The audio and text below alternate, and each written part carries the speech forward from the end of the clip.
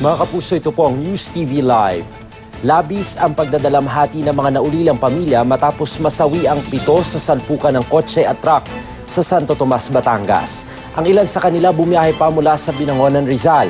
Nagtungo sila sa punerarya para kunin ang labi ng 2 magkapatid na kabilang sa mga namatay. Pinag-iisipan pa raw ng pamilya kung ano ang susunod nilang hakbang.